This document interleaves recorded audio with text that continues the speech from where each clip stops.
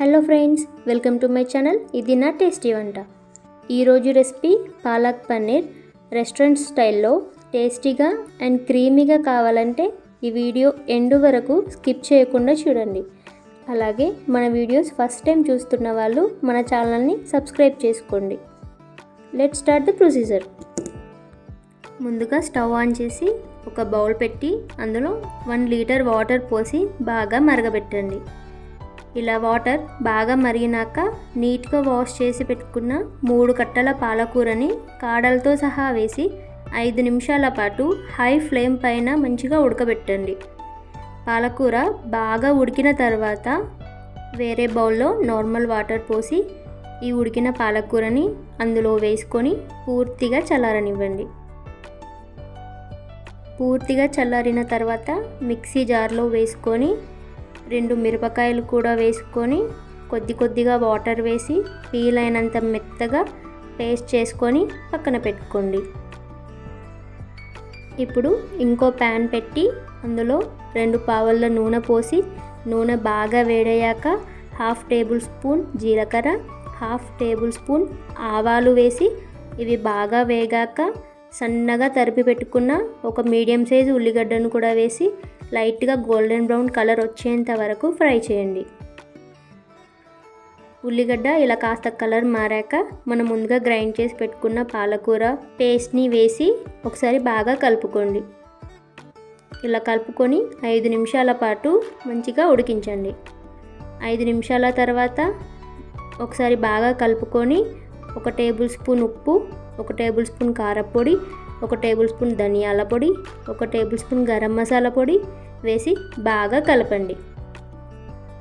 ఇలా మంచిగా కలిపిన తర్వాత 1 టీ గ్లాస్ ఆఫ్ వాటర్ని వేసి మళ్ళీ ఒకసారి బాగా కలపండి. ఇప్పుడు మూత పెట్టి కవర్ చేసి 5 నిమిషాల పాటు మీడియం ఫ్లేమ్ పైన ఉడికించండి. మూత తీసి 1 టేబుల్ స్పూన్ బటర్ వేసి బటర్ మెల్ట్ అయ్యేంత వరకు బాగా కలపండి. బటర్ బాగా మెల్ట్ అయిన తర్వాత 1 టేబుల్ స్పూన్ కసూరి మేతిని వేసి ఇందులో ఉన్న ఆయిల్ మొత్తం కూడా పైకి తేలేంత వరకు మంట చిన్నగా పెట్టి ఉడికించండి. ఇక్కడ నేను పన్నీర్ని 500 గ్రామ్స్ తీసుకుంటున్నాను. పన్నీర్ని అన్నీ ఒకే సైజులో ఉండేలాగా కట్ చేసి పెట్టుకోండి. మరీ పెద్దగా కాకుండా మరీ చిన్నగా కాకుండా మీడియం సైజులో ఇలా కట్ చేసి పెట్టుకోండి. ఇప్పుడు ఆయిల్ అంతా కూడా పైకి తేలింది కదా, అంటే పాలకూర మంచిగా ఉడికిందని అర్థం. ఇప్పుడు ఒకసారి మంచిగా కలుపుకొని మనం కట్ చేసి పెట్టుకున్న పన్నీర్ ముక్కల్ని ఇందులో వేసి కాస్త నిదానంగా కలపండి.